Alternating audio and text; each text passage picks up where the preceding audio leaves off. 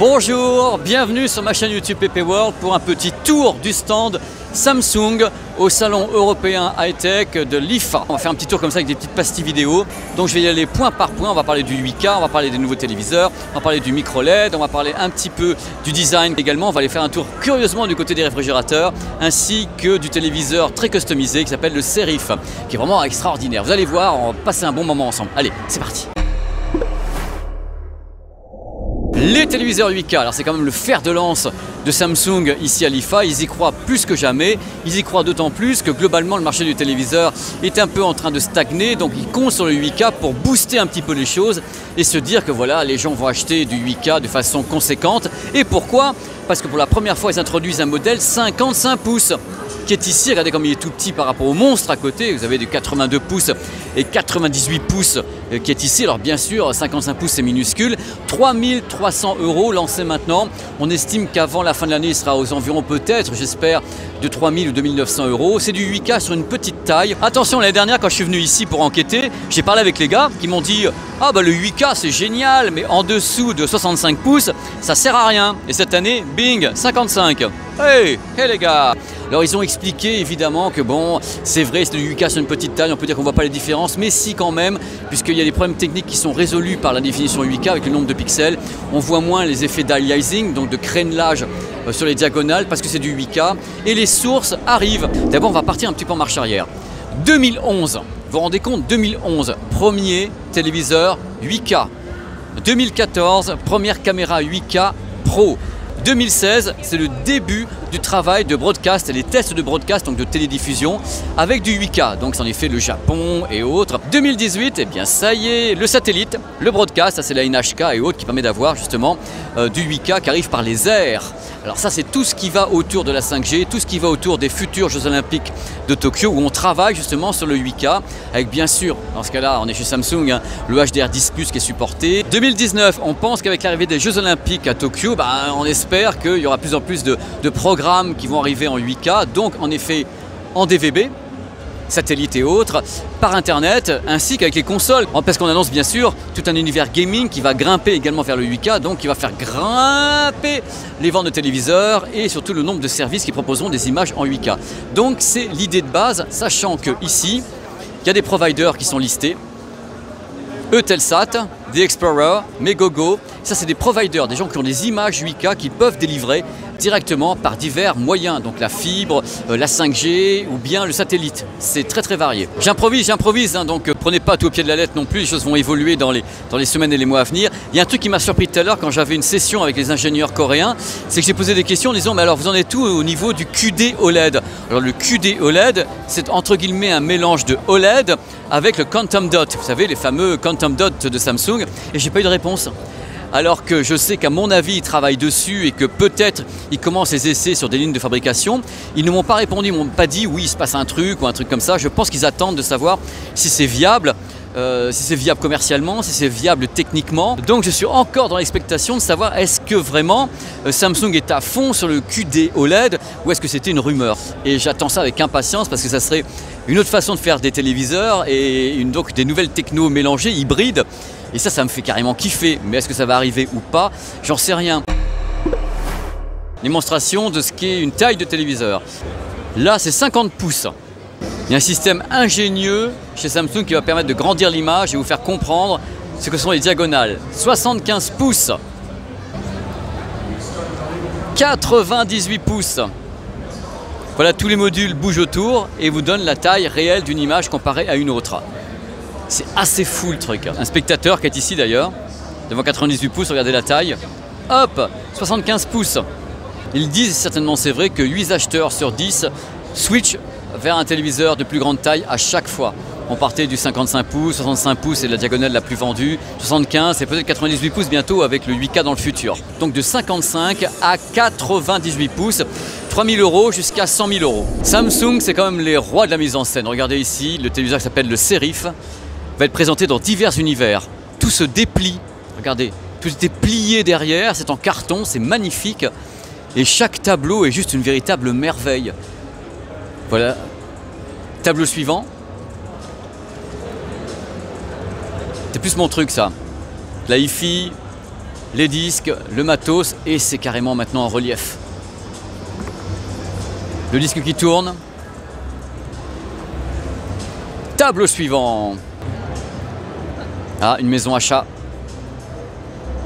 se déploie devant vous. Et voici le dernier tableau.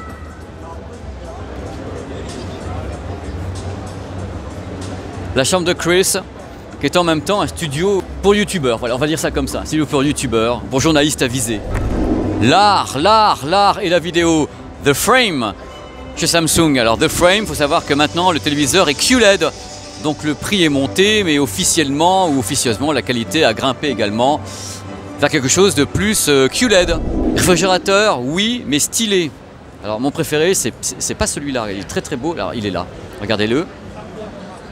Cette véritable merveille. Il n'est pas en vente celui-ci, hein. C'est pour donner une idée de ce qu'on peut faire avec un réfrigérateur.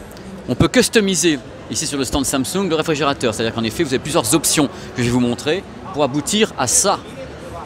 On peut choisir, on a plusieurs options, avec des types aussi de revêtements plus ou moins réfléchissants, hein, donc neutre ou réfléchissant. L'idée est vachement bien parce que ça permet de dépoussiérer un petit peu ce monde du réfrigérateur. Il faut choisir ici à l'écran, en faisant des essais de pastel, de choses comme ça.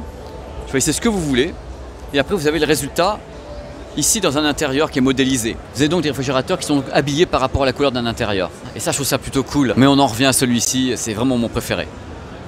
Avec celui-là. Et ils ne sont pas en vente, ceux-là.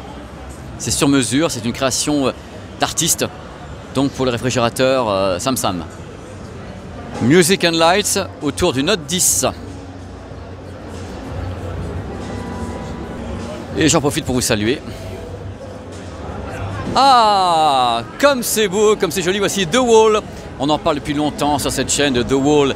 Alors vous vous dites, est-ce que c'est en vente, est-ce que c'est pas en vente? Oui messieurs, dames, c'est en vente, ça coûte un prix astronomique.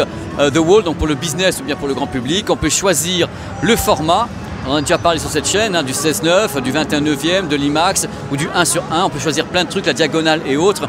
Bref, le produit existe, il est donc fonctionnel et vendu. Alors les tarifs, j'arrive pas trop à les avoir, je dirais à la louche, entre 30 000, 40 000, 50 000, 100 000 euros suivant la taille. Bref, n'attendez pas à ce que The Wall débarque chez vous, c'est pas du tout prévu, c'est encore trop cher et je ne sais pas si ça va baisser en plus, donc on en reparlera plus tard. Je rappelle également que le boom qui a été fait autour du micro-LED, c'est-à-dire qu'ils n'ont pas arrêté d'en parler, le micro-LED c'est ci, c'est ça, c'était vraiment un discours très commercial, très propagande, puisqu'au final, le micro-LED est déjà dans le secteur professionnel, ça coûte une blinde de chez blinde, et très très peu de particuliers peuvent se payer des trucs qui coûtent 30, 40, 50, 100 000 euros. Donc ce micro-LED en tant que tel, avec les dalles de tous les côtés, j'ai du mal à croire qu'il puisse se pointer rapidement dans le grand public, parce que la technologie est onéreuse.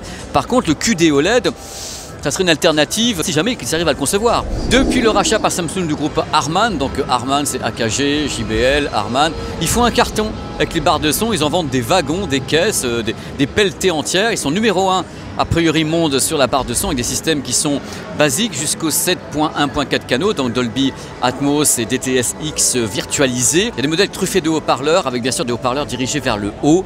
Donc c'est des réalisations assez particulières dont les modèles 90 et 90R. Je vais essayer de prendre le temps de tester la 90R justement. Je vois voilà celle-là qui passe à l'écran parce qu'on m'annonce des performances intéressantes. C'est un produit que j'ai envie de tester. Voilà, maintenant je suis mis à tester des barres de son, on va continuer, on va s'amuser ensemble. Il y a un truc qui m'épate, on est là pour parler entre nous, vous voyez ça bouge beaucoup, on dit que les téléviseurs, oui alors le téléviseur c'est un marché qui est vieux, vous vous rendez pas compte à quel point il bouge, il est mouvant, l'OLED d'un côté, les nouvelles techno, l'OLED on fait des nouvelles dalles qui vont encore plus loin techniquement, le QD OLED, le QLED ici qui progresse encore techniquement, ça n'arrête pas parce que le téléviseur reste au centre carrément de l'high-tech, du monde industriel, quand le téléviseur va, tout va. Alors ça c'est une boîte japonaise. Regardez, je vous montre le nom ici, je vais donner ça au monsieur et vous allez voir. Vous avez de l'holographie devant vous. Je vais essayer de vous montrer comme je peux. Ça, en fin de compte, c'est un hologramme. Et je peux cliquer dans l'hologramme. C'est un hologramme interactif. J'appuie.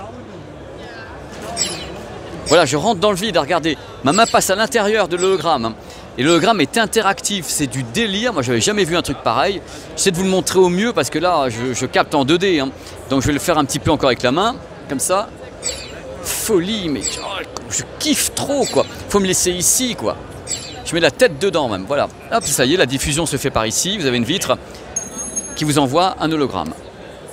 Oh là là, c'est trop bien. Voilà, ce sont des milliers de miroirs qui sont entrelacés, qui capturent l'image et qui permettent de donner un ordre. Il y a plein de miroirs entrelacés. On les voit, il y a des trucs qui sont comme ça en carré, c'est tous ces miroirs.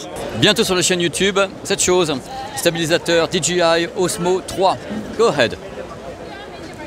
Il sait faire plein de choses, je l'ai eu pendant plusieurs jours entre les mains. C'est un produit assez étonnant pour 110 €, c'est même incroyable de mettre un produit de ce gabarit à ce prix-là. Il ne fait pas tout parfaitement, mais il fait beaucoup de choses parfaitement. Je sais pas, ça me fait toujours flipper, moi, une armée de robots, ça m'effraie un peu. Même s'ils font 10 cm, s'ils se mettent à 1000, on est foutu quoi.